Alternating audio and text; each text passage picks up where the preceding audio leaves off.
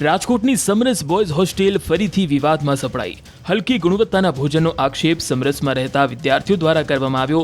વિદ્યાર્થીઓએ આરોપ લગાવ્યો કે શાકમાં જીવાત હોય છે, રોટલી રબર જેવી હોય છે અને પાણી જેવી છાશ હોય છે। છેલ્લા કેટલાય સમયથી આ મામલે તંત્રને રજૂઆત કરવામાં આવી હોવાનો દાવો પણ વિદ્યાર્થીઓ દ્વારા કરવામાં આવ્યો।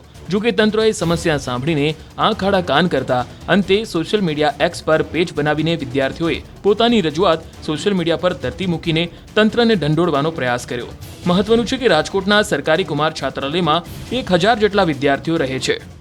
ભોજન છે સાવ સ્વાદહીન હોય છે અને મોટા ભાગે છે એ કંઈક ને કંઈક એમાંથી નીકળતું હોય છે, જેમાં કીડા મકોડા હોય છે, ઈયળો છે, એવું વારંવાર આવો બનાવો બને છે।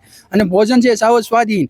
રોટલી હોય છે તો રોટલીને આપણે તાણીએ તો એ રબર જેવી હોય છે, તણાય છે, તૂટવાની જગ્યાએ તણાય છે, રોટલી તૂટતી નથી આપણે તોડવા જઈએ તો એવી હલકી કક્ષાની રોટલી જોવા મળે છે। વિદ્યાર્થીઓ દ્વારા અહીંના સમાજ કલ્યાણ અધિકારીથી લઈ ના જિલ્લાના નાયબ નિયામક અને મુખ્ય કારોબારી અધિકારી જે સમરસ સોસાયટીના છે ત્યાંથી લઈને મુખ્યમંત્રી કાર્યાલય સુધીની રજૂઆતો કરેલી છે, પણ અમારા જે સમસ્યાઓ છે એનું નિવારણ કાયમી ધોરણે અત્યાર સુધી આવ્યું નથી અને સમસ્યાઓ જે છે એ એટલા ધોરણે સાંભળવામાં આવતા નથી અને એનું સોલ્યુશન કરવા માટે કોઈ હાર્ડ એક્શન લેવામાં આવતા નથી।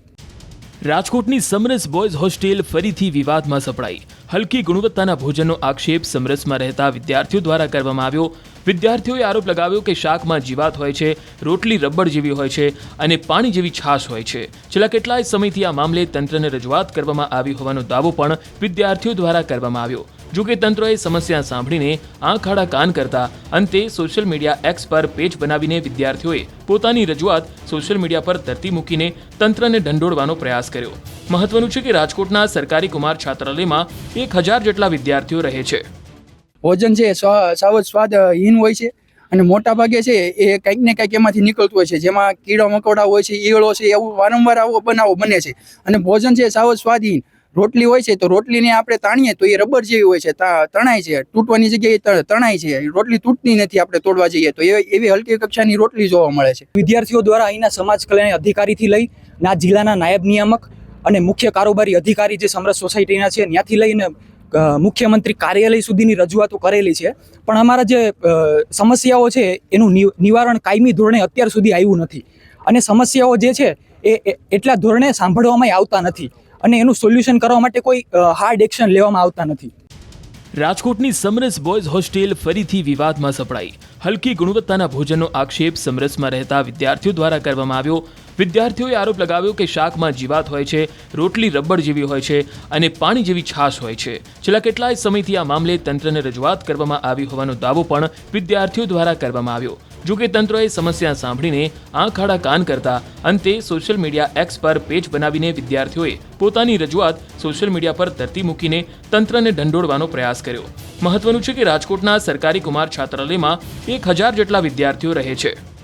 ભોજન છે સાવ સ્વાદહીન હોય છે અને મોટા ભાગે છે એ કંઈક ને કંઈક એમાંથી નીકળતું હોય છે, જેમાં કીડા મકોડા હોય છે, ઈયળો છે, એવું વારંવાર આવો બનાવો બને છે। અને ભોજન છે સાવ સ્વાદહીન। રોટલી હોય છે તો રોટલીને આપણે તાણીએ તો એ રબર જેવી હોય છે, તણાય છે, તૂટવાની જગ્યાએ તણાય છે, રોટલી તૂટતી નથી આપણે તોડવા જઈએ તો એવી હલકી કક્ષાની રોટલી જોવા મળે છે। વિદ્યાર્થીઓ દ્વારા અહીંના સમાજ કલ્યાણ અધિકારીથી લઈ ના જિલ્લાના નાયબ નિયામક અને મુખ્ય કારોબારી અધિકારી જે સમરસ સોસાયટીના છે ત્યાંથી લઈને મુખ્યમંત્રી કાર્યાલય સુધીની રજૂઆતો કરેલી છે, પણ અમારા જે સમસ્યાઓ છે એનું નિવારણ કાયમી ધોરણે અત્યાર સુધી આવ્યું નથી અને સમસ્યાઓ જે છે એ એટલા ધોરણે સાંભળવામાં આવતા નથી અને એનું સોલ્યુશન કરવા માટે કોઈ હાર્ડ એક્શન લેવામાં આવતા નથી।